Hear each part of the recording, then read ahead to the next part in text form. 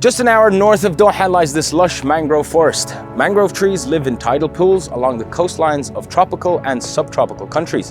While it looks like just a quiet swamp, something very important is happening here. This tangled mess of interlocked trees can store up to 5 times more carbon dioxide per square meter than tropical or boreal rainforests. That's incredible. And the roots and branches break the waves here, making this an incredibly tranquil place to hop in a kayak and explore the mangrove forests. Because of the important role they play in the ecosystem, these forests here are protected by law in Qatar. And in this lesson, I want to share more about what we are doing to move towards a more sustainable future and how you can do your part in preserving our natural environment when you visit. As countries worldwide are working towards sustainable initiatives, we're also making changes to promote sustainability. We're currently hard at work implementing our national vision for 2030. The aim of this vision is to transform Qatar into a developed country, achieve sustainable development, and secure a bright and great life for its present and future generations. This roadmap is upheld by 4 pillars of human, social, economic, and environmental development. Our main ambition is to balance sustainable socioeconomic development with environmental protection practices. We also plan to cut our emissions by 25% by 2030. And the crux is to transform from a carbon-based economy to a knowledge-based economy. Let's take Education City Stadium, for example, which is currently a flagship of our sustainability vision. Education City Stadium was built ahead of the World Cup and seats up to 40,000 people. It's specially designed for football tournaments, but can also host other sports. The aim of this stadium was to make a sporting space as environmentally friendly as possible.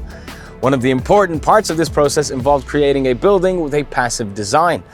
One of the features of this design is that the stadium was built partially below ground level. This means that the soil surrounding the stadium acts as what is called a heat sink, which absorbs excess heat.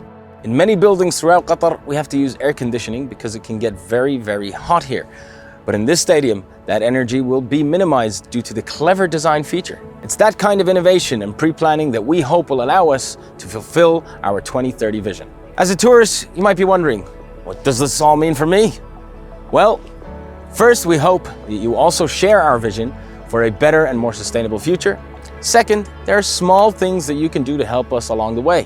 One thing you can do is reduce your consumption of disposable items, like plastic bags or water bottles while you're here. Remember, reusable plastic bottles are good to have because our tap water is actually drinkable. It's also a good idea to reduce or offset your carbon footprint. One way to do this is to try your best to get a direct flight here.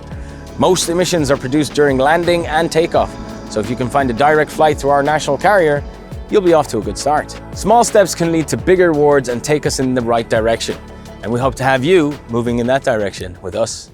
Congratulations, you've made it to the end of this course. We've discussed a lot of the history of Qatar.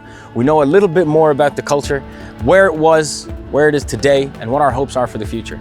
If anything, I hope that now we have a deeper connection to Qatar and what Qatar is, and the next time you visit, you'll feel a bit more at home.